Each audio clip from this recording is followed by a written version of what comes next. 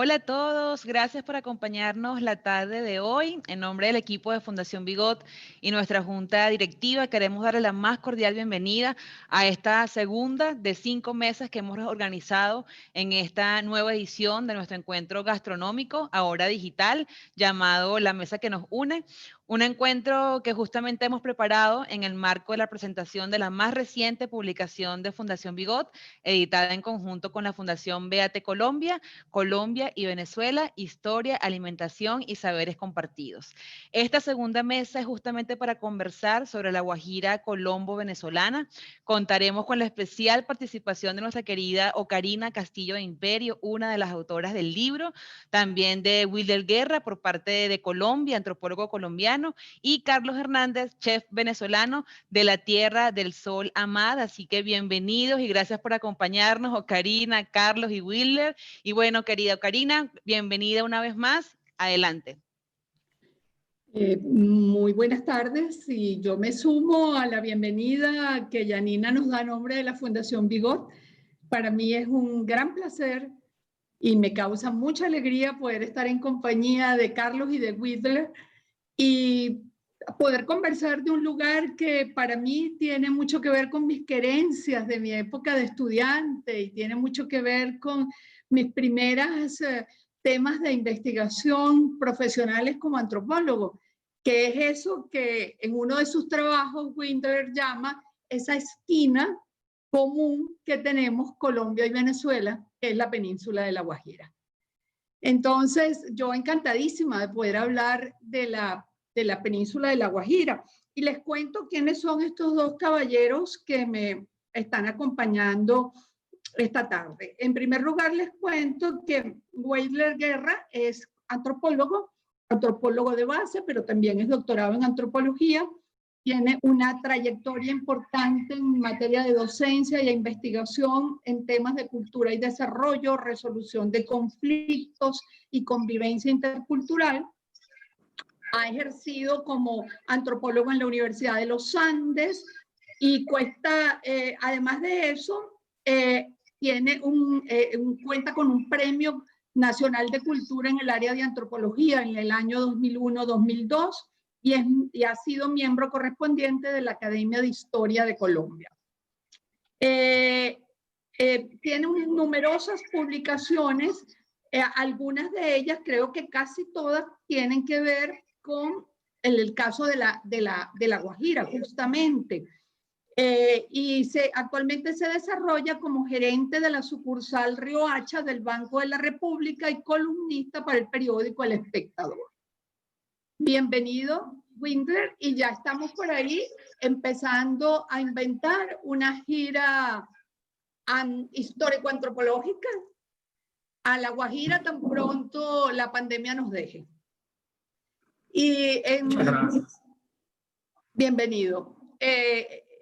Carlos Hernández Col, tenemos el gusto de conocerlo desde hace muchos años, es nativo de Maracaibo, es licenciado en estudios políticos, pero lo conocemos fundamentalmente en su faceta de investigador y cultor de la despensa zuliana a través de sus múltiples estudios como chef, como cocinero. Él es egresado de numerosos centros de formación y muy especialmente del Instituto Culinario de Caracas, pero además tiene una herencia que yo creo que le abrió camino, que fue la herencia de vincularse a la Granja Alegría Club, que era un proyecto importantísimo para su papá y que tenía que ver con esto de cultivar la despensa maravina, las costumbres, las festividades, la música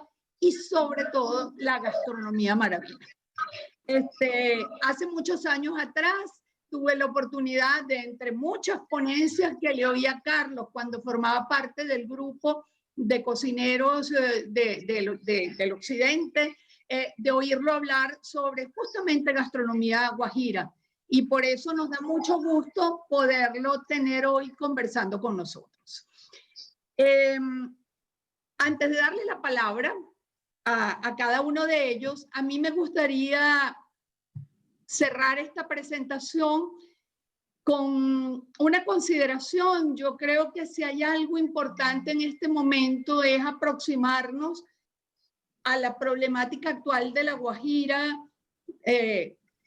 vista desde sus dos ángulos y desde sus dos dimensiones, pero sobre todo los venezolanos que venimos transitando en estos últimos años un tiempo muy difícil y muy complicado. Sabemos que La Guajira, como zona fronteriza, y La Guajira por sus condiciones ecológicas, económicos, sociales y culturales, es un espacio particularmente afectado por la crisis agroalimentaria que vivimos, afectado por los problemas de la seguridad en la frontera, afectado por los desmanes que se cometen en la frontera y afectado por la violación consecutiva del derecho a la alimentación y de los derechos sociales y humanos de nuestros hermanos guajiros.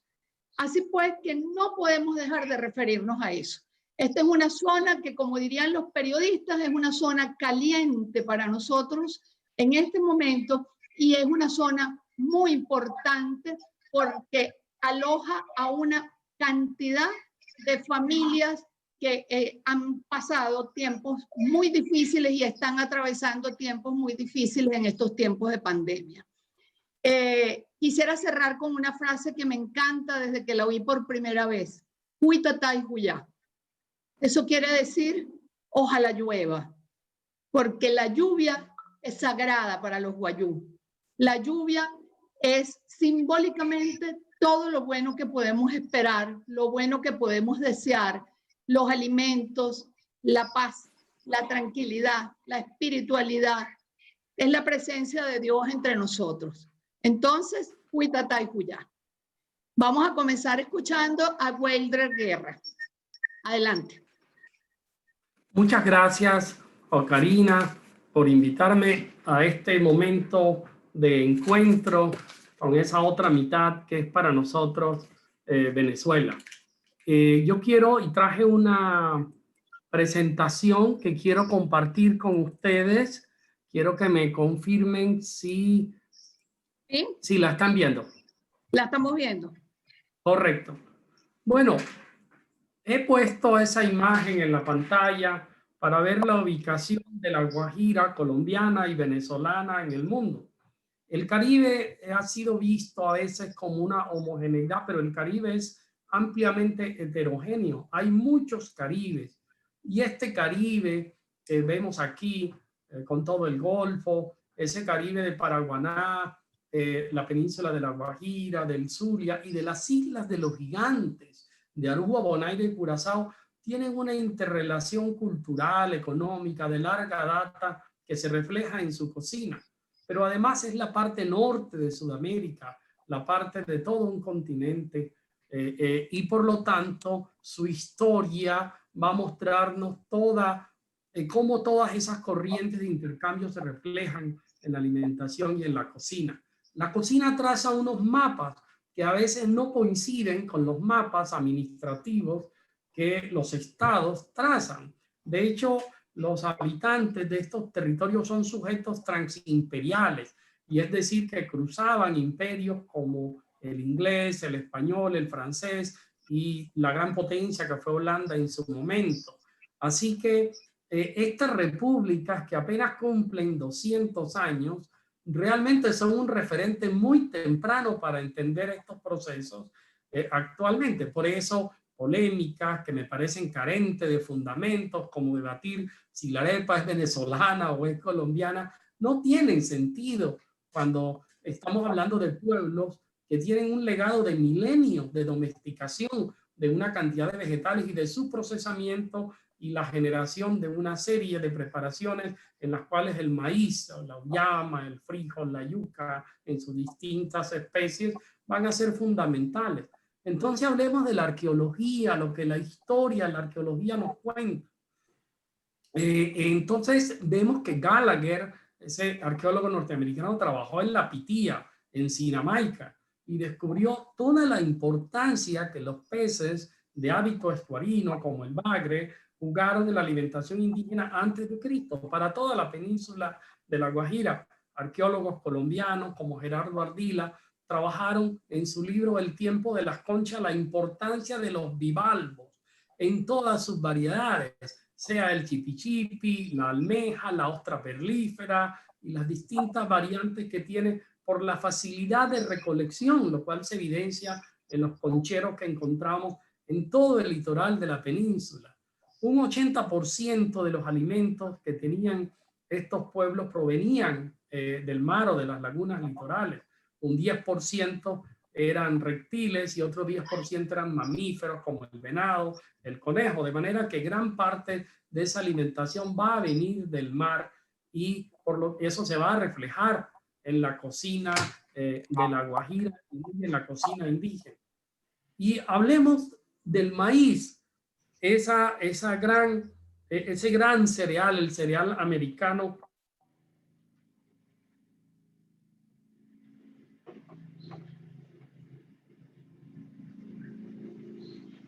por excelencia, que toda una de chichas, en fin, todas las variantes que trae. Allí podemos ver en la fotografía el maíz cariaco o maíz morado.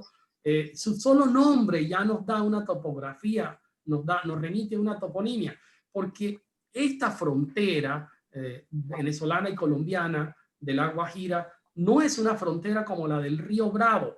Esta es una frontera en que el que está del otro lado no es el otro, sino que es uno de nosotros. Así que la frontera es arbitraria e imaginaria, bueno, funciona real por los mecanismos que los estados han puesto allí desde sus centros de poder para controlar la movilización de las personas, las mercancías, pero realmente es un territorio ambientalmente, es el mismo territorio, cultural y desde el punto de vista étnico, el mismo pueblo indígena, de manera que siempre ha habido una gran interrelación. Galeotto Sei, ese gran viajero veneciano, nos habla de la cocina, está en La Guajira, va a Venezuela, nos deja unos testimonios lindos, y quizás el primero de los cronistas que nos habla de la arepa y la va a describir en sus distintas formas, instrumentos, artefactos, todo eso. Pero lo que yo quiero señalar aquí es que toda la alimentación y la cocina de este pueblo está basada en una profunda ontología. Es decir, tenemos que mirar la cocina como algo mucho más profundo, que va más allá de la simple apariencia. La cocina tiene no solo un fundamento histórico profundo, sino que también es una relación con esos otros no humanos, con los vegetales, con los animales y con todas las sustancias que intervienen en la preparación. Así que el maíz, por ejemplo, en el mundo wayú, fue un humano que inició la agricultura junto con el frijol, eran agricultores y todo el mundo era humano. Después que viene una época que se llama Guanajawa, estos humanos se transforman en vegetales y en animales y conservan su condición de persona y se aparecen en sueños con todo un adorno en las cabezas, que eso espiga, y se comunican y hay una interrelación. Por eso la cocina tiene reglas y tiene fundamentos axiológicos profundos que a veces los jóvenes y a veces todo el proceso de mercado y de cambio les lleva a cometer una serie de arbitrariedades. Por supuesto que la cocina es dinámica y es abierta y en una sociedad democrática cada cual, como dice el refrán español, hace de su capa un sayo y puede ir contra las reglas de la gramática que puede tener la cocina, puede innovar y de hecho las innovaciones son claves.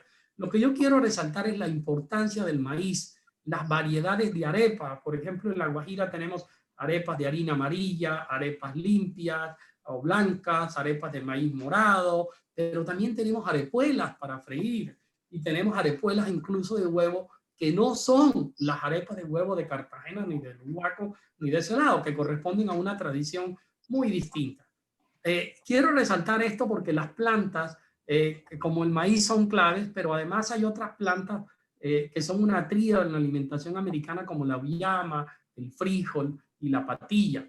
Y hablo de estos seres porque el frijol era un ser humano que además usaba una especie de cuchillo. Cuando se transformó, esa es la vaina en donde están los frijoles.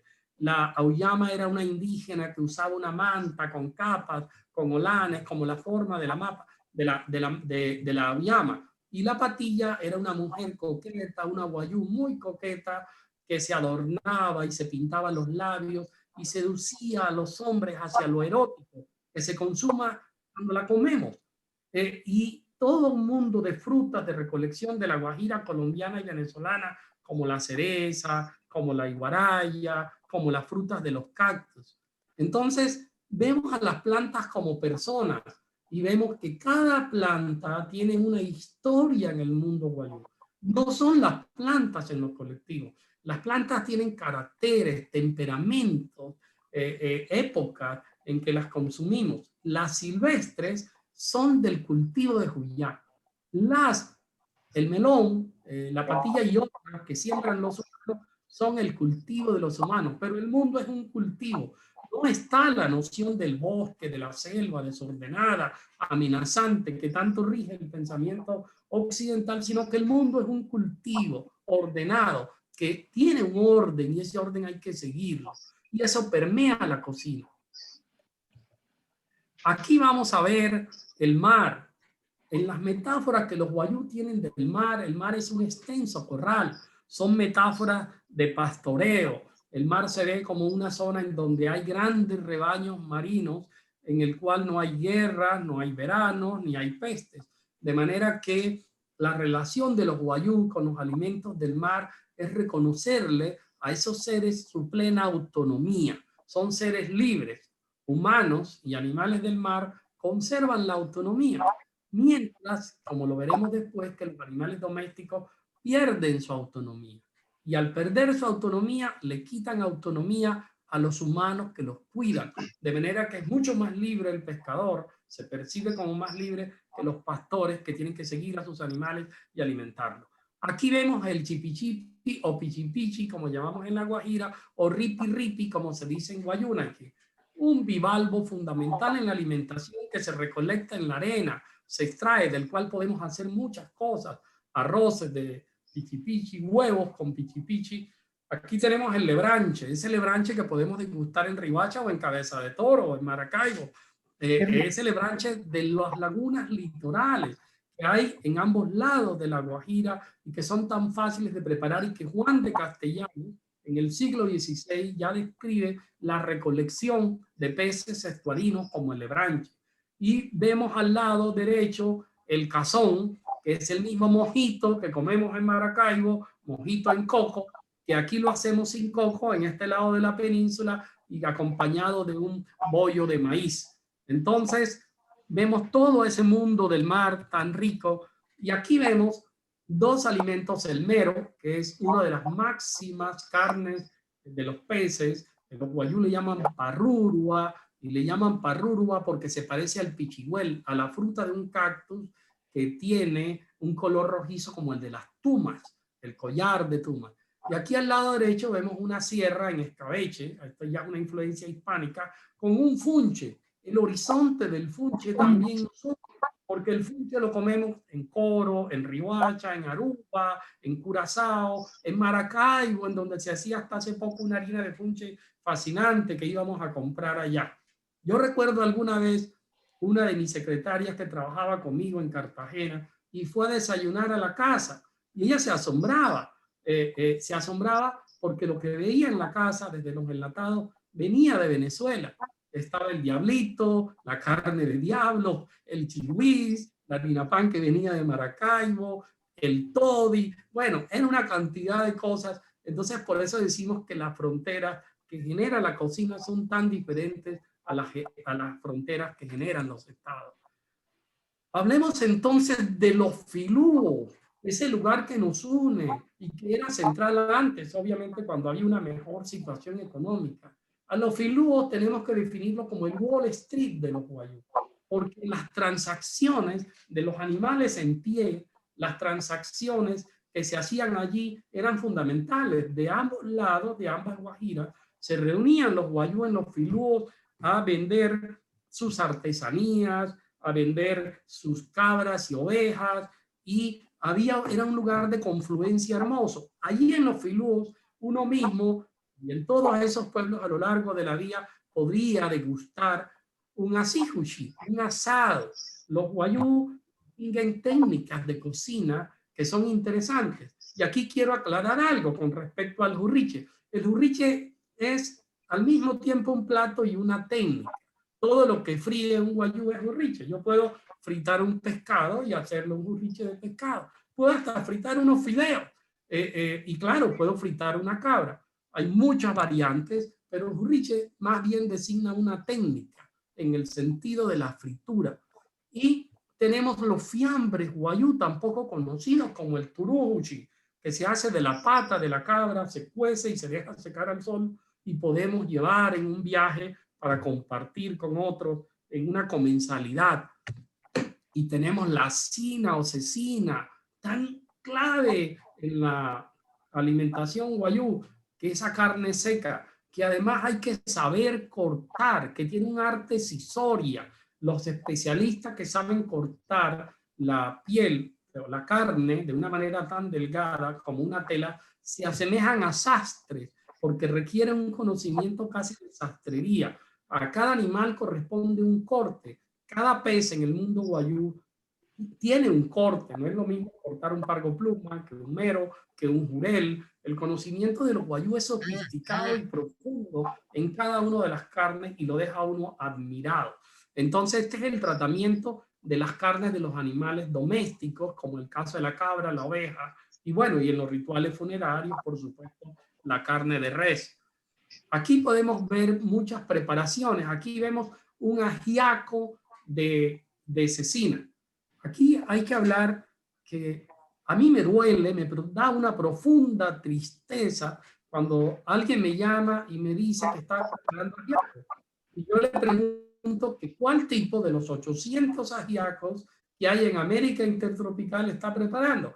No, generalmente es el santafereño, como si fuera el único ajiaco. Eso es empobrecer realmente la diversidad y la riqueza de la cocina. El ajiaco es el plato nacional de Cuba. Daniel Santos tiene un hermoso disco que se llama El Ajiaco. Y el ajiaco existe desde todo Centroamérica, lo hay en Cartagena, lo hay en muchas partes del país. Está en las crónicas del 16, se hacía con ají y hay muchas variantes. En Riohacha hay 4 tipos de ajiaco. Este ajiaco que los wayuu preparan muy bien, el ajiaco de cecina, de carne cecina, pero que se hace con plátanos maduros. Nosotros no producimos papas ni cosas de clima frío, estamos al nivel del mar y por lo tanto eso. Y aquí vemos un guiso de cabra que es maravilloso, el arte de guisar, de escoger la cabra, de los wayuu, la edad del animal, el sexo del animal, todo eso es un conocimiento que está en la cocina. Mis tíos me decían, cuando tengas un invitado, busca en el corral una cabritona sin pecar. Es aquella cabra de 3 meses que no ha sido montada todavía y cuya carne es de una exquisitez tremenda. Y luego tenemos a la derecha, en la tercera imagen, un turujuchi, que es lo que ya les hablé, que es el fiambre wayuu, para poder llevar en una mochila y poder recorrer la Guajira. Hay una cocina ritual en el mundo wayuu. La ritualidad es supremamente importante. Si alguien me preguntara cómo defino los velorios wayuu, yo diría que los velorios wayuu son exaltaciones de la carne. ¿Por qué? Porque se reúnen 3 carnes. La carne congregada de la familia, eso se dice en wayuu e irruku. Cuando un wayuu le pregunta a otro, Kasai Ruku Pia, le está diciendo, ¿de qué carne eres tú? Entonces, el clan al que pertenecemos se llama Iruku, es toda una carne congregada, porque nuestros padres o payu aportan el semen y la sangre, de manera que entre un individuo está compuesto de 2 elementos, una carne y una sangre, y bueno, una sangre pasiva de la mamá, pero hay una sangre activa que causa al niño. Esto es importante, pero muy importante jurídicamente. Entonces tenemos la carne destruida, la carne del pariente que ha muerto. Esa es una carne destruida o que separamos de los huesos en el segundo velorio. Y tenemos una carne consumida que es la de los animales sacrificados. Entonces todo huele a carne, lo vemos cuando estamos en los velorios. vemos calderos en ebullición, vemos animales en sacrificio, parientes reunidos, mujeres y hombres llorando alrededor de la carne destruida de su pariente. Así que para mí eso es. Los animales, y aquí hay algo clave en lo ritual, porque no falta quien quiera ofrecer pescado en un velorio y está cometiendo una de las transgresiones más graves para los wayuu. Y es que los velorios tienen prescripciones y restricciones. Entre esas es que tenemos un parentesmo cósmico con base en atributos sociales con los animales cimarrones. ¿Cuáles son? El conejo, el venado, los peces, los animales del monte no domesticados. Estos animales, que son los animales del bosque, que podemos meter en una categoría grande que se llama ushi, que no solo son los pájaros, estos animales son de alguna manera, fueron humanos en el pasado. Como fueron humanos en el pasado, si lo ofrendamos en los velorios, estamos acercándonos al canibalismo, porque estamos comiéndonos exhumanos, humanos caídos, humanos transformados. Mientras que estos otros animales que los arrojó el mar o lo trajeron los conquistadores españoles, como son la cabra, la oveja, la vaca, en cierta forma no son nuestros parientes, son animales bajo nuestra protección. Por eso los consumimos en los velorios, para que su alma acompañan además al alma del difunto en el viaje hacia Jepirra, pues no es de buena presentación llegar a Jepirra pobre y sin animales, puesto que la posición social que tenemos en este mundo se refleja en ese mundo otro. Así que por eso digo, el profundo carácter axiológico y ontológico que tienen las reglas de alimentarse en La Guajira y que a veces no son sujetos de una modificación libre, aunque cualquiera lo puede hacer, por supuesto, pero en el sentido de que viola unas normas que están establecidas desde un tiempo difícil de precisar. ¿Y qué pasa con la cocina wayuu contemporánea? Lo que quiero decir es que la cocina wayuu está viva, viva en los hogares, está viva en los mercados, está viva en los puestos de cocina populares. Nuestra cocina es dinámica, es una cocina de las más ricas de los pueblos indígenas de América, lo puedo decir y lo podemos verificar con decenas de recetas técnicas de preparación, porque los wayuu que estaban situados en una esquina del mundo interactuaron, apropiaron el funche de los holandeses, apropiaron algunos elementos hispánicos, especies de cultivo y todo esto, aprendieron técnicas, por supuesto, y de manera que es una cocina en comunicación que ha tenido influencia, pero que también influye sobre otras. Los otros comen la comida wayuu. Al viajar por nuestro territorio, las personas no indígenas, a la arepa de chúguara de maíz morado le pusieron el nombre chichiguare, una castellanización de la palabra chúguara, del wayuu. Y así, entonces tenemos una cocina viva en todo el territorio, rica, variada, plena de sentido. Esa cocina tiene una gramática. La gramática son las reglas de combinación, los principios que durante mucho tiempo un grupo humano ha probado, como por ejemplo comer lo sápido con lo insípido. Por eso nuestros bollos y arepas son así, para combinarlas. Yo no podría, una vez me tocó presenciar una señora hizo un salpicón de pescado exquisito, muy bien, muy bueno, y se le ocurrió a alguien volver elegante esa comida. Y se trajo un bollo de mazorca sápido, altamente sápido, que no combinaba. Alguna vez me ofrecieron en un festival wayuu, y duré una semana indignado, una cecina con arroz de coco, con todo el respeto por el arroz de coco, que no es parte de nuestra tradición, que ha sido de reciente introducción y que es muy válido en cocinas como la de Cartagena.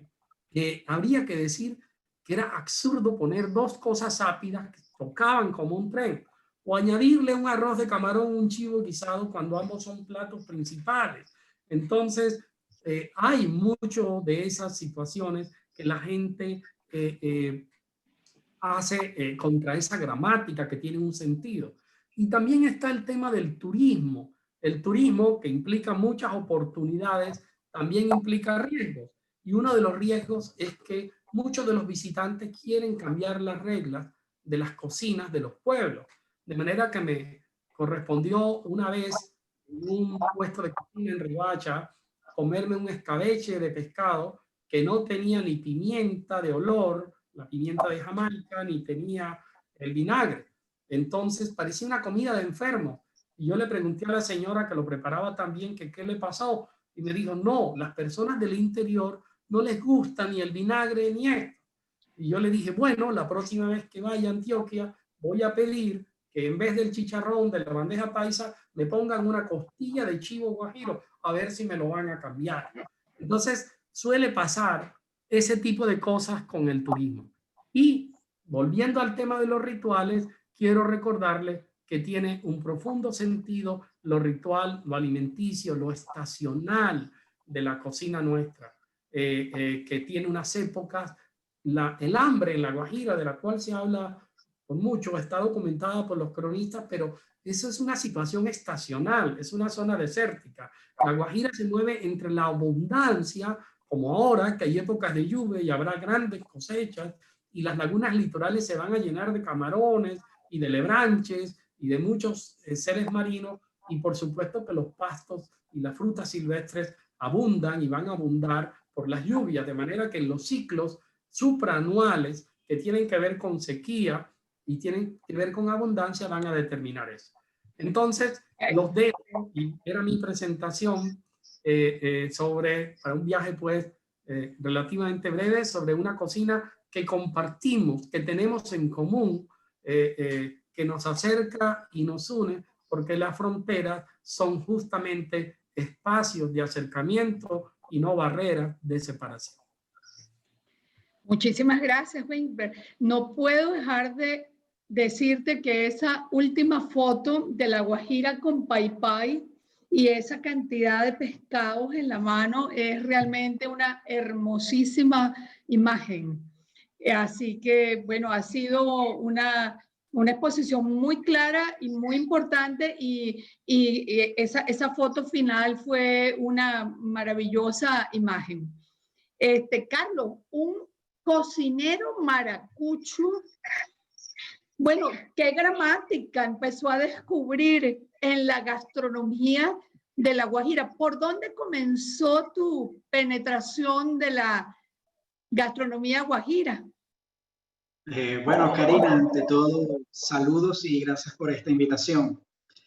Pues bueno, te cuento que mi experiencia con la comida guajira, de hecho, comienza en la universidad, porque cuando comencé los estudios universitarios, quien se convierte en mi compañero de estudio y gran amigo es guajiro. Y en una ocasión, pues, un familiar de ellos falleció y me invitaron al funeral de esta persona. Entonces, para mí fue una sorpresa, una experiencia muy importante llegar al funeral y ver esa gran cantidad de gente reunida en el sitio. Creo que para mí parecía más una fiesta que un funeral como tal. Las mujeres separadas de los hombres, las que se encargaban de llorar en un sitio, y conforme se iba desarrollando el ritual completo, noto que comienzan a llegar pues estas matronas o las jefes, las cabezas de familia, las madres de estos guajiros, con grandes calderos en pleno cementerio, ¿no? Entonces ellos comienzan a acomodar un área del cementerio y comienzan a colocar los calderos y comienza a salir ese aroma tan característico que para mí, pues, mucho tiempo después que terminé de estudiar cocina y pues pude viajar y todo esto, lo pude comparar con el olor el aroma que emana una confitura, ¿no? Porque, bueno, el Friche, que era el protagonista de ese evento, es eso, pues, es un ovejo, un chivo, en una cocción de su propia grasa. Entonces, en el momento que ocurre esta ceremonia, ellos sacan esos calderos, como te dije, y comienzan a repartir la comida, y de verdad que yo no entendía por qué la gente en ese preciso momento de despedir a alguien donde había tristeza y había una serie de sentimientos muy encontrados, la gente conseguía un espacio fuera para comer, ¿no? Para comer como familia, como grupo completo juntos, y fue de gran impacto probar el friche como tal, ¿no? Porque ver esa calidad del producto, el sabor tan impresionante que tiene y el respeto que la gente pone pues al prepararlo. De hecho, solamente lo preparaban las mujeres, los hombres simplemente lo que era como que ayudaban a llevar las cosas de un sitio a otro, no era el hombre encargado, por ejemplo, la hijuna o el blanco, o en mi experiencia, tanto el hombre como la mujer podía cocinar, y en este caso no, en este caso solamente era la mujer la que podía hacerlo. Sí había una persona que se encargaba de hacer el beneficio del animal o el matarife, como me dijeron que se llamaba en el momento, que escogía el ovejo, que tenía que ser fresco, que tenía que tener un color especial el pelaje del animal, porque si era rubio o no era rubio, porque representaba algún tipo de sueño, ¿no? que tenían en el momento. Pues fue como mi introducción a lo que es la comida guajira, y en este caso el friche como preparación, ¿no? Mucho tiempo después ya fue mucho cariño que le tomé a todo este ritual tan impresionante que enmarca prepararlo, y nos embarcamos en investigarlo como tal, ¿no? En saber qué significaba para ellos. Significa una celebración, significa una despedida, significa pagar una dote o pagar una ofensa inclusive, porque eso, el animal, el ovejo, el chivo, por lo que pude conocer, es una moneda, ¿no? Las diferentes castas y las diferentes familias guayú, pues tienen su estatus por la cantidad de chivo o de ovejo que ellos poseen, y cuando lo dan como dote o como pago de algo, pues yo le decía a mi amigo que oye, que era muy difícil a veces poder comer chivo friche en Maracaibo, porque tenía que ocurrir algo, tenía que haber una celebración o tenía que despedirse de alguien para poder probarlo, porque son muy celosos del animal como tal, ¿no? De hecho, llegamos hasta los filúos para poder ver todo ese proceso y escoger el animal que íbamos a utilizar en el momento, las menudencias que iban a las asaduras, que iban a la parrilla, la cabeza que iba para la sopa o el sancocho, que como lo dice Don Weiler, pues comparte muchísimo con nosotros como venezolanos, y como en mi caso como maracucho, pues porque compartimos una frontera. Yo creo que es como medio virtual, porque no te das cuenta en el momento que la cruzas, ni siquiera, porque prácticamente son las mismas formas de hablar, el mismo acento, muy parecida como la comida que se comparte, ¿no? Entonces, fue lo que me hizo a mí y al equipo en ese momento tratar de darle como un lugar a eso, ¿no? Me pareció muy humilde de su parte, o sea, de parte de ellos, esa reserva que tenían como de enseñarnos cómo lo hacían, porque, wow, ellos pensaban que solamente le gustaba a ellos, pues que eso era una comida para guajiros y no para blancos, como tal, ¿no? Que fue mi experiencia en ese momento. Y ellos se sintieron muy honrados, porque en realidad nosotros lo adoptamos a un punto de que si llegábamos nosotros a hacer algún tipo de presentación, en algún venue, pues el ovejo tenía que ser fresco, porque esa es una de las condiciones principales para poder hacer el friche. Teníamos que tener a la mano orégano, y teníamos que tener a la mano comino, y teníamos que tener yo el permiso en este caso, doña Iris, para poder interactuar con ellos y cocinar con ella, ¿no? Que es lo que me llevó a mí como esa experiencia tan enriquecedora. Carlos, además del ovejo, ¿cuáles otros descriptores muy importantes pudiéramos conseguir en la gastronomía de la Guajira venezolana? ¿Son los mismos descriptores que nos señalaba Winkler? ¿O hay Sí. notas algunas variedades entre ambos? Bueno, la variedad más marcada que yo puedo conseguir es precisamente la utilización del coco como tal, ¿no? Porque en el estado Zulia, en Maracaibo, toda esta parte de acá de Venezuela, evidentemente lo que es el mojito, lo que es el quiso de chipi chipi, lo que es el lebranche, ya sea guisado, relleno, frito, sí va con ese sabor característico del coco, cosa que del otro lado no lo vemos, porque el arroz de camarones, de hecho, su base es con un polvo que preparan de la concha del camarón seca, y yo diría que en un estado de fermento, que le da esa característica tan umami o fuerte de ese sabor que tiene, y en ningún momento se le puede echar coco, ¿no? Eso no lleva coco. De hecho, yo viví una experiencia en Maicao junto con mis compañeros, de que nos invitaron a cocinar precisamente que hiciéramos nosotros pues una versión o como veíamos nosotros el arroz de camarones, y nos pararon en seco en el momento que nos vieron que íbamos a agarrar un poco de leche de coco para agregársela, ¿no? Dijeron, no, así no es. Así no se usa esto. Entonces fue como ese shock, ¿no? De a la vez ver eso y saber que no podía combinarlo, que no, si íbamos a hacer el arroz con camarones, solamente iba a ser el arroz con camarones, no podía tener al lado o el ovejo o carne de res, ni ninguna de estas variantes o preparaciones que hacen, ¿no? Otra cosa que me marcó muchísimo fue jugo de mango verde o mango biche, que pues nosotros en Maracaibo no lo usábamos, y yo me preguntaba cómo podía hacer el jugo, cómo hacían con la pepa del mango verde que era tan fuerte, y el resultado era este jugo tan meloso, tan ácido y dulce a la vez, que precisamente nos marcó muchísimo. Siento un grandísimo respeto por la comunidad guajira, por los guayú. Como te digo, mi experiencia comienza con esta persona que es mi compañero de estudio y se convierte en el padrino de mi hija en un futuro, ¿no? Que me hace sentirme como dentro de esa familia.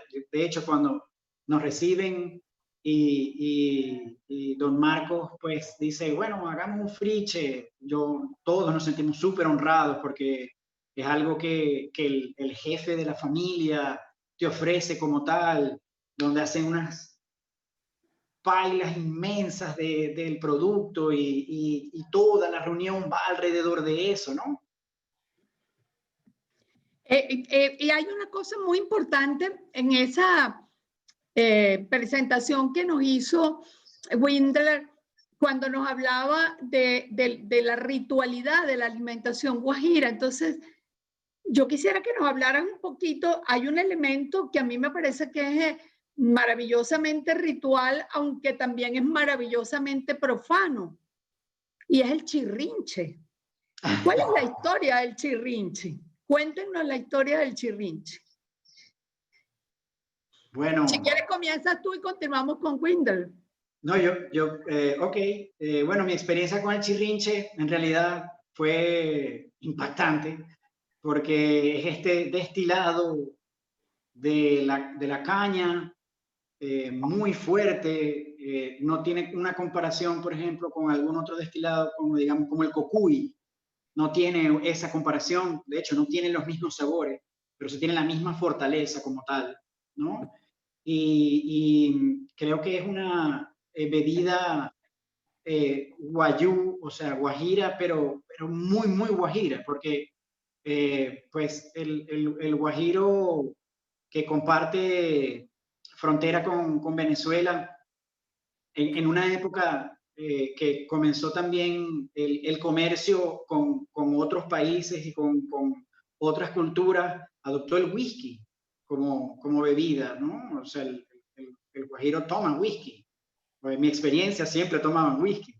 Entonces, cuando llegaba bebida espirituosa, era como los más viejos, pues, los guajiros que tenían más años eran quienes sabían, quienes lo tomaban. Los más jóvenes no lo utilizaban, ¿no?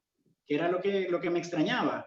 Y de hecho nos llevó a experimentar inclusive a llevarlo de chirrinche a coquinche, a meterlo dentro de un coco y igual pasar por el proceso de fermentación completo para poder utilizarlo, ¿no?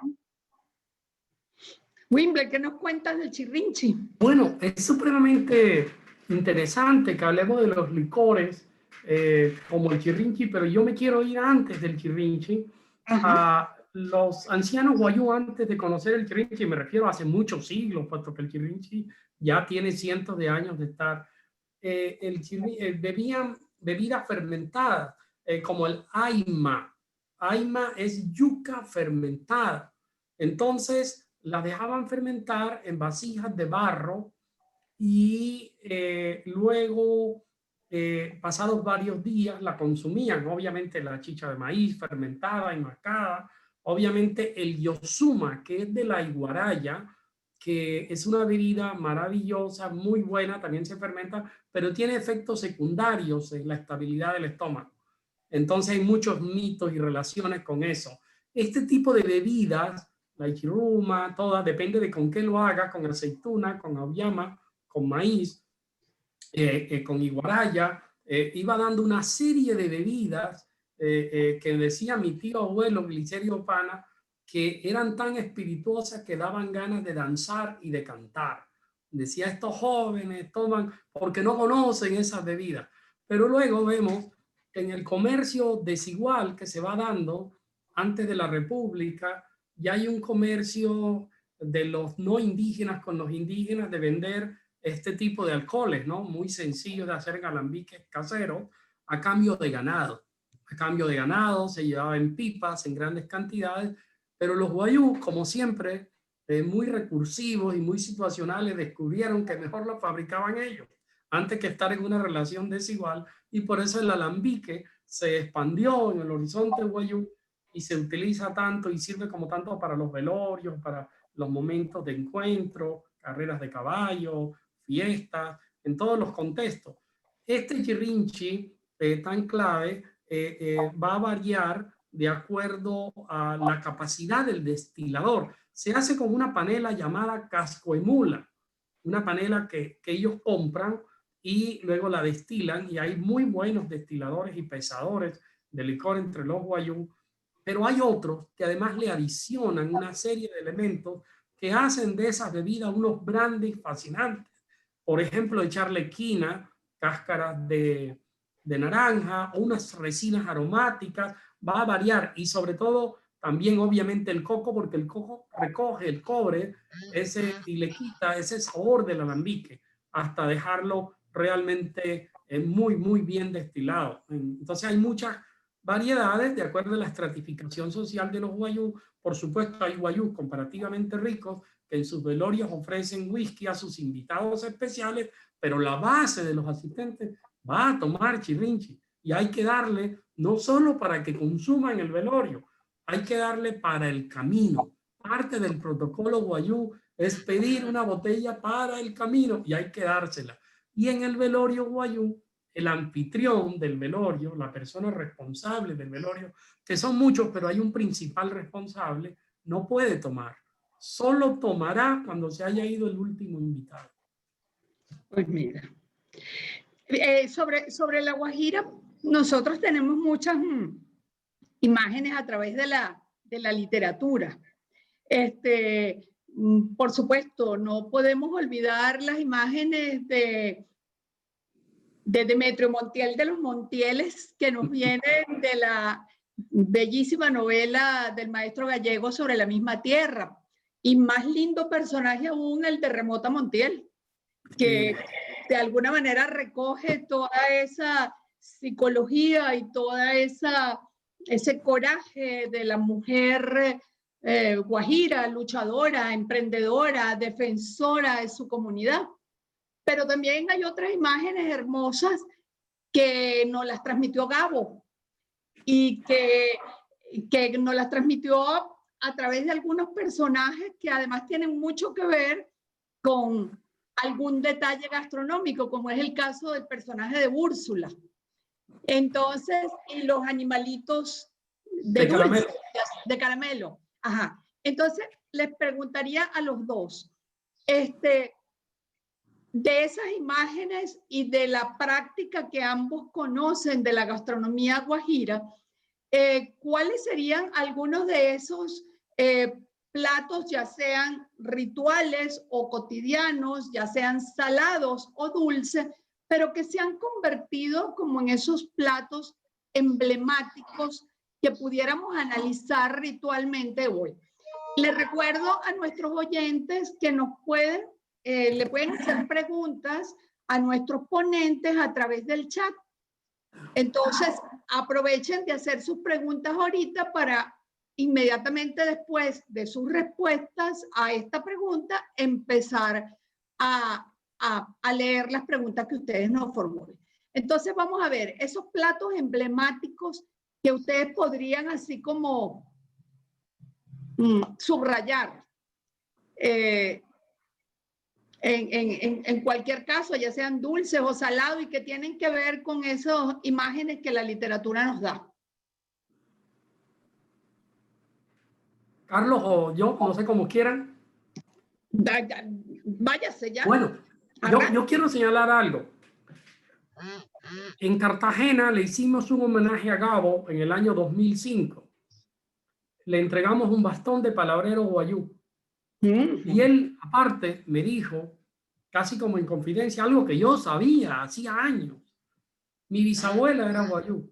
Yo le dije, yo lo sé. Pues claro que lo sabemos. Gabo, Tranquilina y Guarán, su abuela, era guayú. Y lo que se comía en la casa de Gabo, en Aracataca, y ellos lo dicen muy claro, la casa estaba en Aracataca, pero por dentro de la casa estaba en La Guajira.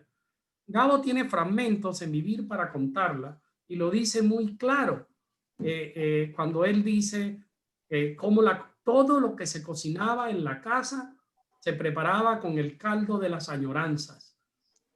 La malanga tenía que ser de Riohacha, el maíz venía de Fonseca, la sal se traía con los chivos de La Guajira y las tortugas y las langostas se traían vivas de Vibuya. Toda esa cocina que hace Gabo allí, familiar, es de La Guajira. Es una comida de La Guajira que está presente en todo. Los animalitos de caramelo, que hoy desaparecieron en mucha parte del Caribe, se siguen haciendo en Riohacha. Yo lo recuerdo en mi infancia, cómo recorrían. Úrsula Iguarán es una mujer guajira. Es el arquetipo de la mujer que vive en un universo social ginocéntrico. No me gusta utilizar la palabra matriarcal porque no es exacta, pero sí es un universo ginocéntrico, porque la vida social está en torno a la mujer y el calendario y las actividades. Y en un momento dado, Úrsula, cuando hay una bonanza inmensa, empieza a preparar comida para darle a todos los visitantes sin saber quiénes son. Hasta hay uno que comete la imprudencia de pedirle la cuenta, cuánto debe a una de ellas. Entonces, digamos que la gran cocina, mucho de la cocina que hay en la obra de Gabo, tiene origen guajiro, no exclusivamente. Hay comida del Caribe, comida de la Ciénaga, pero especialmente la que él vivió en su vida fue una cocina guajira. Entre otras cosas, le encantaba el arroz de camarón y lo encargaba a Riohacha a través de un amigo común, Alberto Abello, que hacía que le compráramos el camarón en Riohacha y se le llevara donde él estuviera en Cartagena para recuperar esa nostalgia de la comida materna. Carlos, ¿cuál sería ese plato que tú piensas que es emblemático, que has conocido en la cocina guajira? Me matan los ambientalistas, si lo digo, pero tengo que decirlo porque además es un tema histórico. Úrsula está repartiendo en Macondo, cuando llega esa bonanza antes de la zona bananera, tortuga marina. Eso es lo que iba a decir. Claro, tortuga marina. Entonces, ¿qué puede ser más emblemático de ese territorio? Y sé que es una especie en peligro y no quiero hacer apología, solo registro un hecho verificable. Histórico. No, imagínate el grado de sentimiento tan encontrado de llegar a la casa de la señora Iris Iguarán, que es la mamá de este amigo mío, y ofrecernos tortuga, ¿no? Y con aquella alegría y con aquel honor servirla y no sabíamos qué hacer porque en realidad está un tema precisamente de que es un producto, pues, o sea, algo que no... Tentación muy grande. No se toca, no se toca. Entonces, no podíamos decir que no, ¿no? O sea, no podíamos rechazarlo. Y yo no entendía, yo escuchaba a mi amigo hablar de eso, de acordarse cuando era pequeño, de acordarse de comer la tortuga y la grasa de la tortuga y el sabor que tenía. Y yo no podía, o sea, no podía encontrar esa conexión porque estaba ese sentimiento de culpa al probarlo, ¿no? Yo creo que tiene que ver esa, la tortuga. Era como el pecado, ¿no? Como Era un pecado, para mí era era un una pecado. tentación demasiado fuerte. Sí, para mí era un pecado, ¿no? Mira, Y bueno, y repito lo de, y caigo de nuevo también en lo del friche, porque me acuerdo que la última vez que nosotros nos reunimos a hacerlo, lo hicimos porque una tía de mi amigo había tenido un sueño con mi amigo. Entonces ese sueño, él tuvo que permanecer encerrado en un cuarto mientras hacían el ritual y el ovejo tenía que ser rubio porque era parte de ese sueño para que no se cumpliese. En realidad nunca me contaron de qué, cuál era el contexto de lo que había soñado la señora, pero tenía que ser un ovejo rubio el que había que sacrificar para hacer la comida como tal, ¿no? Eso que dice Carlos es importante, la relación entre lo onírico y la cocina. Muchas de las prescripciones oníricas, Rapú es del ser, el inmaterial del sueño. Es tan poderoso que Mareigua, uno de los héroes culturales que no es un dios, que es un ser ordenador, transformador, asimilan al dios cristiano, pero eso no es cierto. Mareigua sueña y cuando sueña tiene que obedecer a Rapú. Pero lo que puede pasar es que en momentos de turbulencia en la sociedad, por razones de salud o de conflictos, cuando sueñan ordenan el sacrificio de un animal y ese animal tiene unas características específicas, un color, un tamaño, puede ser el toro más preciado de todo el corral, puede ser un animal de tal color, como lo dijo Carlos, pero el sueño es indiscutible, prescriptivo. Con el sueño no se discute, solo hay que cumplirlo. Y en los encierros, la comida que se da tiene unos elementos de prohibición, como grasas prohibidas, como que no pase por el fuego directamente. O sea, hay varias prescripciones alimenticias que se dan en periodos de transición que podemos llamar liminales. O sea, como el homicida que acaba de cometerlo, recibe una alimentación especial. La niña que está en el encierro para ser mujer recibe una alimentación especial, claro. Y la mujer o el hombre que han hecho el segundo entierro no pueden alimentarse directamente con sus manos. Tienen que ser alimentados y también tiene prescripciones alimenticias. De ahí lo regulado que está este mundo de los alimentos en sociedades como esta, ¿no? Como la web. Se me ocurre una pregunta, conociendo un poquito la importancia de algunas manifestaciones culturales guajiras, como el caso de la Yomnaja. ¿Hay alguna asociación entre lo que se puede servir o ofrecer en ese momento de ese baile tan ritualizado también para los guajiros? Y quizás sería bueno que ustedes explicaran un poquito en qué momento se hace la Yomnaja. ¿Hay alguna ocasión especial en que se baila la Yomnaja? Con el toque de cash, ¿es que se llama? El cacha, sí. El cash. Bueno, la Yomna es una danza ritual que se realiza cuando sale una niña del encierro, cuando un chamán tiene un sueño, que se realiza también en momentos en que se decide por parte de una sociedad, también tiene ese tipo de caracteres que se puede prescribir, se puede acordar hacerla, y sí, tiene ese gran carácter ritual. También puede tener una connotación de alguna manera en cierto momento de alegría, de congregar, de festividad, y puede hacerse para llamar lluvia, puede hacerse para muchas cosas. Y bueno, no, yo en este caso sí, a diferencia de los velorios, que son más restrictivos en la comida de lo que se debe consumir, aquí habría una mayor posibilidad de eso. Pero no solo es la yonna, sino que para mí la danza importante vinculada a la alimentación wayú es el Kaura Yaguá. El Kaura Yaguá o danza del cabrito, porque esta duraba meses y estaba asociada a la vendimia, a la cosecha. Pero además porque los juegos que se daban en la danza del cabrito nos hablan de la relación entre no humanos y no humanos, entre humanos y no humanos. Por ejemplo, melones y zorros. Cómo los zorros se meten a la huerta a comerse los melones, pero los melones son personas y los zorros también. Entonces, es hermoso que la danza de la yonna nos habla del cultivo, nos habla de los vegetales, los animales y nos habla de los humanos para mostrarnos que todo cultivo no es una relación instrumental entre el hombre y un beneficio económico y un aprovechamiento económico.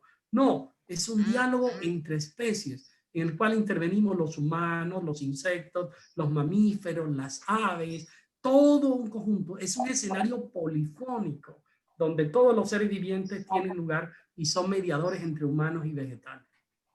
En ese escenario polifónico, Carlos, no hemos hablado de alimentos que tienen que ver con las carnes rojas, hemos hablado de alimentos que tienen que ver con pescado, no hemos hablado de las aves.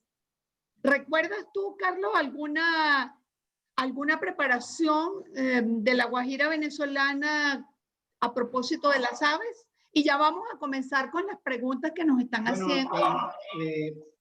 En mi experiencia no, como tal, ¿no? O sea, todo lo que yo viví con ellos no la tenían como tal, no recuerdo haber tenido experiencia. Debe haber, por supuesto, ¿no? Me imagino que Don Welder debe tener más información sobre esta parte, ¿no? Tortolitas, las tórtolas. Las tórtolas, claro, las tórtolas sí, y el arroz. Son cazadas para eso. Claro, sí. Sí, esa. Perdón. No sé. Que como te decía, esa sí la logramos ver. Esa sí tuve la experiencia de hacerlo. Hacer una tórtola y el arroz con la tórtola y todo esto, ¿no? Que es un pajarito chiquitico, pues. Comienzo a hacer algunas de las preguntas que nos han llegado de las personas que están participando con nosotros. Además, los felicitan y dicen que es una maravillosa conversación. La pregunta va acerca de cuáles son las prácticas alimentarias que se realizan durante el embarazo y la lactancia en las mujeres wayú.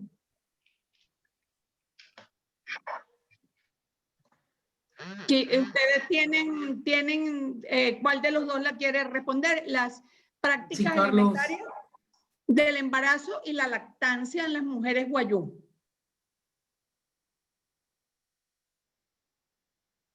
Bueno, yo quiero decir que los wayú tienen un complejo de bebidas que son tan variadas que caen en un término que se llama hawapi, que comprende un conjunto de bebidas que tienen que ver con prescripciones para el embarazo, para no tener hijos, para engordar, por ejemplo, o para adelgazar.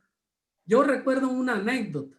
Estaba con un primo mío y su esposa y se nos había acabado el trago. Y entonces éramos jóvenes. Pero ella, su esposa, Wayú, tenía una bebida en Chirrinchi, un hawapi, para engordar, porque ella era muy delgada. Y nosotros estábamos lejos del mercado y decidimos tomarnos a escondida la bebida de ella. Luego nos subimos de peso y cada vez que ella nos veía, nos decía, por haberse tomado mi hawapi. Sí, bueno, los wayú tienen un gran también conocimiento de una serie de sustancias, de alimentos. Era sabido que a los niños se le daba el jororo y una serie de bebidas, algunos con base en plátano seco, tostado y dejado arriba al sol y molido como una harina, que también era importante, y muchos otros alimentos especialmente justamente que tienen un carácter o que se le otorga un gran carácter nutritivo. Pero es un pueblo con un alto consumo, por lo menos cuando hay invierno, de leches ácidas y de quesos de cabra y de esto. Hay que decir que la cocina wayuu está mediada por la estratificación social. Eso es muy importante. Cuando se habla de los wayuu desnutridos, hay que ver que hay muchos niños wayuu que no se desnutren, como hay otros dolorosamente vulnerables, una triste realidad, que sí se desnutren. Pero lo que quiero marcar es la desigualdad que puede haber en lo social y en lo económico entre las familias wayuu. Y esto tiene que ver con los conocimientos, porque los conocimientos y preservar los conocimientos evita la desnutrición. El trupillo fue una gran fuente de proteínas vegetales para los wayuu. El cují, que llaman ustedes allá en Venezuela, aipia en la lengua wayuu, la vaina del trupillo, preparada en forma de arepas o mazamorras, suministraba altas proteínas a los wayuu. Dolorosamente, la urbanización ha llevado a que se pierda una conexión con el territorio y se aumente la dependencia de los supermercados y de las tiendas.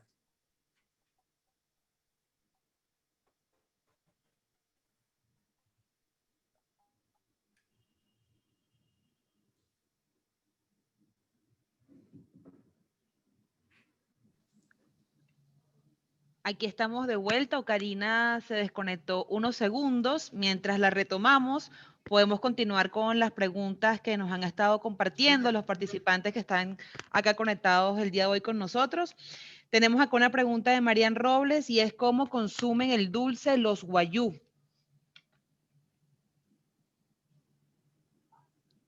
Ya Oka volvió. A ver si Carlos... Ya volví. Oka, luego de la respuesta de Wilder sobre su pregunta, avanzamos con una segunda que justamente nos hace Marian Robles. Una breve interrupción. ¿Me oyen? Y un poco entrecortado, pero ahí estás, ya te tenemos de vuelta. Volviendo a la pregunta, ¿cómo consumen el dulce los wayuu? Carlos, Wilder, sí, ¿qué nos pueden comentar? Pero sí. Los wayuu no son un pueblo del dulce, no lo son. Consumen dulce en frutas como la cereza o el mamón o la iguaraya. Lo más cercano al dulce que hay en el mundo wayuu es la panela. La panela. Bueno, y últimamente la azúcar refinada de reciente introducción para añadirle al café, que preparan corto, fuerte y dulce. El café wayuu es así, tiene esa característica. Pero no son un pueblo del dulce. Uno puede encontrar mucho el dulce en la sociedad criolla de ambas guajiras, colombiana y venezolana, en muchas formas y en un universo muy amplio. Pero diríamos que los wayuu no son un pueblo caracterizado por una larga tradición en dulces y lo más cercano en su consumo es la panela. Gracias, Wilder. Oka, ¿estás allí de vuelta? ¿O avanzamos con otra pregunta? Tenemos una acá de Bexy y nos pregunta justamente sobre el caldo de la añoranza que mencionábamos hace un rato por Gabo. ¿Se refiere entonces al respeto y al... Pero podemos que perfectamente... Vuelvo con la pregunta que nos hizo llegar Bexy. ¿El caldo de la añoranza mencionada por Gabo se refiere entonces al respeto y al ritual que se le debe guardar a la comida y a nuestra identidad?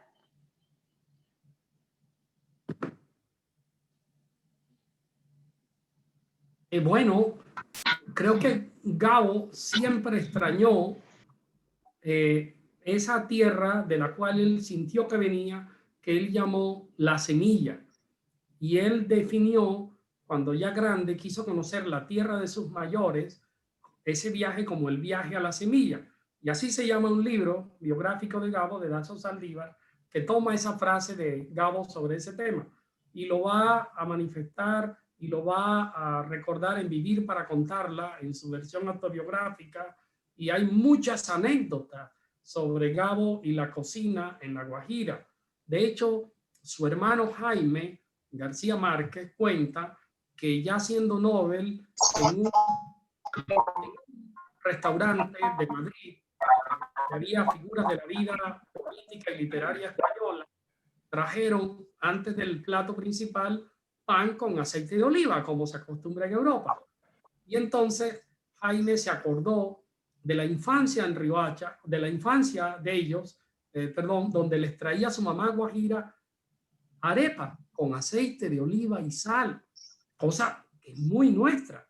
Entonces dijo, ¿te acuerdas, Gabito, cuando nuestra madre nos daban? ¿Será que éramos pobres, que no nos daban pan? Y Gabo se indignó, tomó un momento realmente de indignación y dijo, si un guajiro no toma el aceite de oliva con pan, es porque la arepa es su pan, su legítimo y verdadero pan. Y zanjó la discusión con eso. Es una anécdota maravillosa, esa condición tan guajira de Gabo en la cocina por tu formación. Gracias, Whitler. Oka, ¿te escuchamos de vuelta? Sí, aquí estoy. Hay una pregunta de Giancarla que dice que si habrá algún material documental que sustente las teorías que se han manifestado durante esta conferencia. A pesar de las imaginarias fronteras gastronómicas entre Venezuela y Colombia, según la gastronomía guayú, ¿existe alguna diferencia o semejanza que hayan contribuido al resto de la gastronomía indígena, tanto de Venezuela como de Colombia? Bueno, yo creo que ciertamente cada una de las gastronomías indígenas nuestras es una variedad de expresiones y de repertorios, a pesar de las analogías que podamos tener frente a una despensa que puede ser la misma, pero sin embargo la multitud de significaciones diversas hace que se haga absolutamente variable el repertorio. Pero su pregunta va en el sentido de si hay algún material documental que sustente las teorías que se han manifestado en esta conversación. Bueno, yo siempre, parte de lo que nosotros hemos investigado se sustenta en las publicaciones de la profesora Marlene Nava, que tiene pues varias publicaciones sobre la comida en la frontera, que es de la Universidad del Zulia. Es de donde hemos sacado una u otra teoría como tal, que es la que nosotros hemos hecho pues, hasta el momento, dentro de la investigación. Yo quiero recomendar la Biblioteca de Cocinas Populares de Colombia que sacó el Ministerio de Cultura, revisar toda esa colección y también que vayan al último boletín cultural y bibliográfico del Banco de la República, que sacó un dossier sobre cocina. Lo pueden bajar en línea en la página del banco, lo pueden conseguir en cualquier sede del Banco de la República de Colombia y allí pueden leer. De hecho, hay un artículo mío sobre alimentación e historia en la cocina de la península de La Guajira. Ya se los voy a mandar el link para que los compañeros del equipo técnico se los pongan aquí. Me gustaría decir que esa colección de la que acaba de mencionar Wendler está en la biblioteca de la Fundación Bigot. Así que está a disposición de ustedes en la biblioteca de la Fundación Bigot cuando se pueda consultar esa biblioteca, pues allí lo pueden consultar. Aquí vuelven a insistir que postres en La Guajira, que postres se hacen en La Guajira. Nosotros tenemos pueblos solo dedicados al dulce.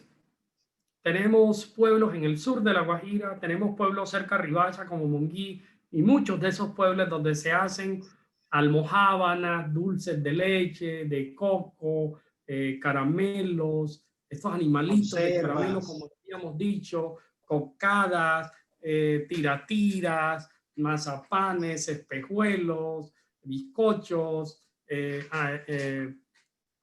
con los lácteos, una inmensa cantidad de elaboraciones lácteas, chiquichiquis, cartuchos de ajonjolí. Es decir, el mundo del dulce en La Guajira es amplísimo, es muy largo, está documentado, pero se encuentra mucho más en la población criolla, no tanto en la población indígena.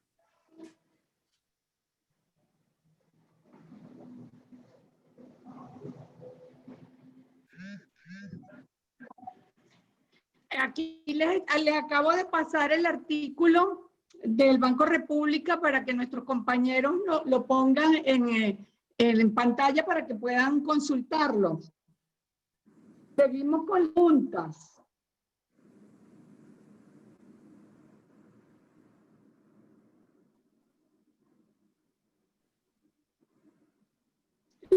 La arepa, Carlos, forma parte también de la gastronomía guajira.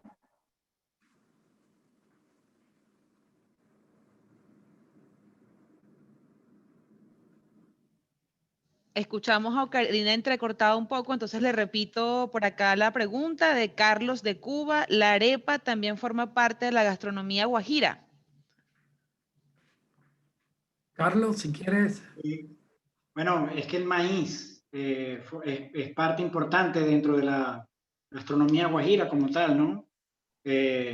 Como dijo don Weiler, arepa amarilla, arepa blanca o arepa asada como tal, pues forma parte de la dieta. Yo quiero decir que la documentación histórica colonial nos permite documentar a la arepa desde la primera mitad del siglo XVI en La Guajira. Las pesquerías de perlas del Cabo de la Vela tuvieron varias visitas, una realizada por el obispo Fray Martín de Calatayud, obispo de Santa Marta, en 1544, y la otra por el licenciado Juan Pérez de Tolosa, juez de la provincia de Venezuela. Entonces ambos llegan a las rancherías y empiezan a regular la alimentación. Y lo primero que establecen es que a los indígenas que estaban en las pesquerías de perlas se les dé una arepa del tamaño de 1 libra. O sea, pesan las arepas para regular la alimentación. Y está allí documentada tempranamente como la base de la alimentación del buzo de perlas, arepas y pescado. No se les podía dar vino ni carne de res, que estaba reservada a los africanos y europeos. La gente del viejo mundo, que siempre vemos como enfrentadas con el tema de la esclavitud, también tejieron alianzas en América. Y una de las alianzas que tejieron fue excluir a los amerindios de ciertos patrones de alimentación del viejo mundo. Entonces se decía que la carne de res envenenaba a los indígenas, que ellos eran de natural el pescado. Y eso está en las visitas de las pesquerías de perlas del siglo XVI. El vino le era prohibido, pero la arepa se consideró fundamental. De hecho, yo no creo que ningún guajiro, y les cuento, entre ellos pueda concebir el universo sin la arepa. La pérdida de la arepa sería perder las ganas de vivir en este mundo. O sea, la arepa es la combinación fundamental de lo que comemos, de la cabra, del pescado, de los bivalvos, de las tortillas, del queso en sus diferentes preparaciones. Es decir, la arepa teje nuestras vidas. Somos gentes de la arepa.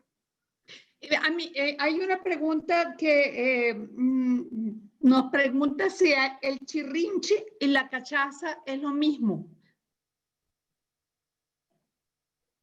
El chirrinche y la cachaza.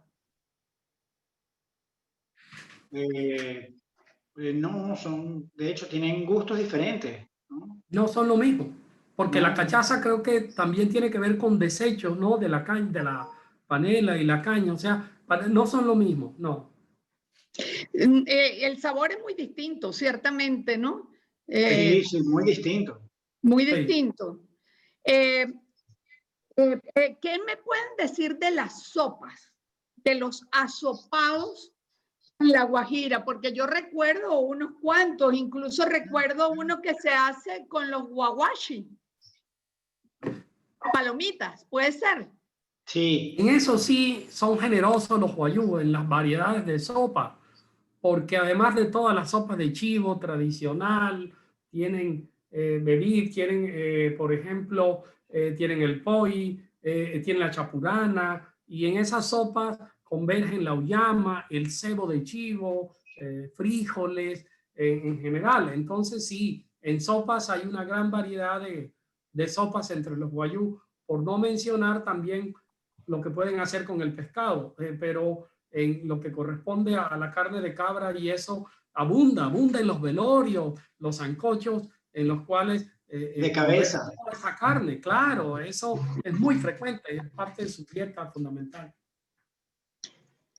Tú estabas mencionando algo también en apoyo a lo que decía Wengler respecto a las sopas, Carlos.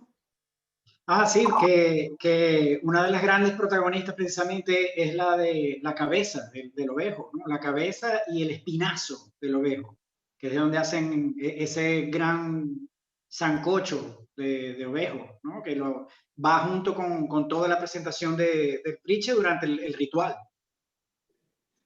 Así es. Definitivamente, y en materia de frutas, bueno, hemos hablado de algunas frutas, pero ¿qué otra? Además de la del cactus, además de la iguaraya, bueno, también mencionamos un poco la influencia de los cocos. Yo sé que hay una variedad de cambures que se consigue si hay algo que es prolífico en los ventorrillos de los filúos, es la venta de los cambures y sobre todo de las variedades de cambur manzano y otras variedades que difícilmente conseguimos en el resto de otras ciudades del país. Pero ¿qué otras frutas se consiguen en La Guajira? La aceituna, una aceituna silvestre deliciosa, de la cual se hacen unas chichas, unas bebidas y que se puede consumir directamente. Es una de las frutas más exquisitas que puede haber, una aceituna silvestre que los wayuu tienen en alta valoración y que se consigue desde la Macuira hasta las riberas del río Ranchería. El agraz, en las zonas del litoral, que en guayuni que se llama choó, es una fruta pequeña. El agraz, bueno, que todos conocemos el agraz. Ajá. Los wayuu le llaman choó y se recolecta, como dije, abunda en las zonas litorales. Puedo mencionar también, además de eso, el pichihuel, que es el melocactus o cactus cabeza de negro, el cual da el parrurua, que es una frutica fucsia que está en la parte del cactus, en esa parte blanca, y que nosotros sacábamos y recolectábamos.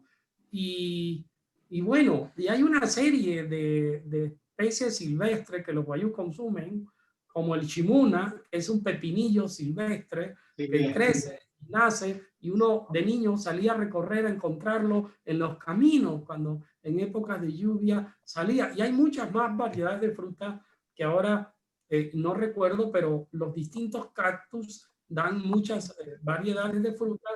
Y está el guáymaro, que también nace cerca de los...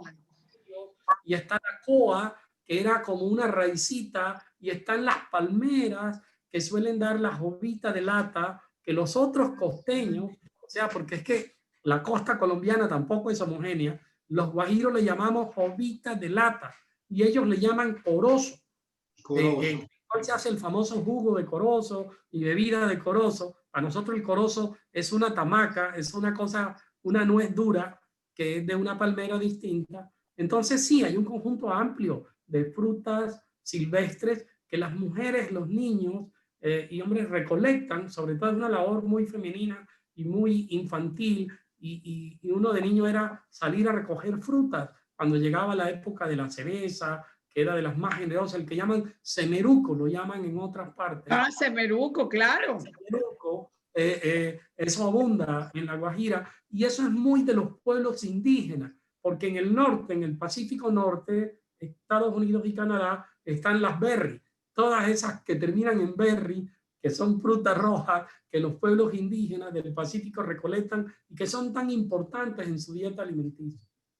No sé si ese semeruco que hay en La Guajira es el mismo semeruco, pero me parece que probablemente sea, no sé si nuestro amiguísimo Juan Alonso esté presente en esta conversación, pero no sé si será el mismo semeruco larense. Si fuese el mismo semeruco larense, me parece que eso de tierras áridas pudiera ser el elemento común, pero si el semeruco de La Guajira es el mismo que el semeruco larense, la buena noticia es que el semeruco es la fruta de mayor contenido de vitamina C de toda nuestra despensa venezolana. Ese es. No hay duda. Entonces es una muy buena noticia, porque es la fruta que tiene más contenido de vitamina C de todas las frutas que se consiguen en la despensa venezolana, es el semeruco. Puedo compartir la imagen. Si ustedes me permiten compartir la imagen, vamos a ver si este es... caramba, yo la tenía. No la pude compartir, pero sí es ese semeruco. Es altísimo en vitamina C. Ok. Sí. Tengo dos preguntas más. Una que dice que hablemos de las leguminosas, que si se consumen las mismas leguminosas de ambos lados, que cuáles son las leguminosas más importantes que se consumen en La Guajira. Y la otra pregunta que tenemos también es que si hay comidas especiales como avío, es decir, para llevárselas en los viajes.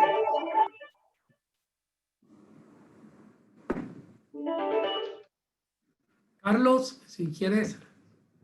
Bueno, como leguminosas como tal, ahora que tengo esta experiencia desde Cartagena y toda esta parte de acá, aquí se consume, hay mucha más variedad, es mi impresión, ¿no? Frijol de cabeza negra, arveja verde, el frijol rojo, el manchadito, el blanco. O sea, es impresionante la cantidad que se consiguen de este lado de la frontera como tal, ¿no? Yo creería que es más de este lado la variedad como tal. ¿Y hay comida para el avío? Quiero ampliar lo del frijol. Hay el capsaria, que es blanco. Está el quepechuna, que es ese frijol pintadito. Está el pirrujuy, que es el verdecito, ese pequeñito que es exquisito, el mejor a mi modo de ver.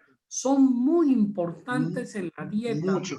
Bueno, de los pueblos americanos y de los guayú, son claves y se aparecen en sueños como una indígena que tiene una manta de retazos con tinta, que está hecha con telas de retazo como es el frijol. Se cree que esa especie lo trajo la perdiz, que los no humanos, como los animales, la perdiz le regalaron a los humanos ese frijol que se parece al color de sus huevos. Y en cuanto a la comida del avío, qué mejor que el turujuchi, pero también los indígenas de la playa logran hacer cortes de pescado para comer en comensalidad, como el pargo pluma, que lo cortan en cuadros al estilo mariposa y luego lo pueden llevar, si van a viajar, lo asan sobre brasas, actuando las escamas como un refractario, un auténtico refractario, queda dorado y luego los cuadros que han cortado equivalen al puño de una mano, a que todos podemos tomar un puño de la mano y de ese inmenso pescado del pargo pluma, todos los que van en el viaje pueden comer y solo queda la piel limpia. Pero hay, obviamente, la cecina misma es un regalo cuando vamos de visita y es una cecina que seca, puede irse a cualquier lado, no se va a dañar. Pero el turujuchi, diría yo, que es esa pata de chivo cocida y luego secada al sol y al viento, la que sería el avío, el fiambre por excelencia. Bueno, creo que nos tenemos que despedir. Ya me están informando que estamos a tope con el tiempo, pero hay una pregunta con la que quiero que ustedes se despidan. Es, ¿qué podemos hacer para que se conozca y se divulgue la gastronomía de La Guajira? Antes de darles la palabra para que respondan y se despidan, estoy agradecidísima de haber estado con ustedes, estoy encantadísima de haber compartido, y yo espero que todos los que hemos estado conectados esta tarde tengamos esos sueños maravillosos de los guajiros, esos sueños que tengan que ver con alimentos, con productividad, con lluvia, con bienestar y con bendiciones para esa tierra que es tan maravillosa y donde hay los atardeceres más bellos que yo he visto en todo este país. Entonces, quiero que ustedes se despidan diciendo qué podemos hacer para que esta gastronomía se pueda conocer más. Muchas gracias por haber estado con nosotros. Carlos. Yo creo que desde mi punto de vista, el mayor aporte que podemos hacer para conservarla y para enaltecerla es practicarla. Practicarla mucho, de hecho, porque es milenaria, es exquisita, es muy variada. Creo que sería tarea de todos los occidentales, ¿no? Yo me considero occidental, me considero costeño, de hecho, dar a conocer ese trabajo y ponerlo en el escalafón donde merece estar, donde tiene que estar, ¿no? Porque como todos lo sabemos, La Guajira es muy golpeada, a veces muy mal llamada o muy mal referida, sin tomar en cuenta todas esas virtudes que poseen la cultura, la gastronomía y la forma de ser del guayú, que es una persona fiel, leal, de palabra, honesto. Entonces creo que desde mi punto de vista el mayor aporte que podemos hacer es precisamente eso, celebrarlo, darlo a conocer, que la gente lo utilice, que la gente lo coma, que lo pruebe, que lo investigue, ¿no? Así es. Winter. Yo creo que el mejor homenaje que podemos hacerle a estas cocinas tradicionales de Colombia es investigarlas, conocerlas, valorarlas, otorgarle la valoración que tienen y entender la profunda complejidad que hay en ella, en sus taxonomías, en sus formas y técnicas de preparación, en el sentido que adquieren el carácter ritual. O sea, el comer le otorga un sentido a nuestras vidas. No solo consumimos nutrientes, estamos consumiendo cargas de sentido, símbolos que hacen denso y hacen inteligible los platos que comemos. Uno puede leer su comida, uno puede ver en una comida como en un libro, en un plato, leer los componentes, las combinaciones y puede palpar la historia de una colectividad humana. De manera que aquí quiero mostrarle el semeruco para no irme. A ver si era ese. Es el mismo, sí. Ese es el semeruco o la cereza jaipa y en Guayuna, que es parte. Entonces, ese es el papel tan importante de quienes promovemos las cocinas, entendiendo que van de la mano con la historia, la trayectoria vital de una agrupación humana. Muchas gracias. Estamos felices de haber compartido con ustedes dos y con todos los compañeros que nos acompañaron, y dejamos que Janina cierre la sesión. Bueno, no quiero irme sin antes agradecerle a Ocarina, Carlos y Wilder por habernos trasladado esta hora y media a La Guajira, un recorrido que sin duda nos acompañaron a través de metáforas, alimentos, platos, así que muchas gracias por compartir esa información tan interesante y valiosa con todos nosotros. También aprovechar para recordarles que mañana continúan las sesiones. Vamos a tener 2 encuentros, uno a las 11 de la mañana para hablar de la frontera andina y luego en la tarde a las 3 una sobremesa para conversar con Jaime Abello Banfi y Héctor Romero. Así que la invitación es para que también nos acompañen el día de mañana miércoles y el viernes, por supuesto, la presentación de nuestro libro con la compañía de Ocarina y Esther, así que ahora es que quedan encuentros para seguir reencontrándonos, así que los esperamos. Muchas gracias una vez más por acompañarnos hoy.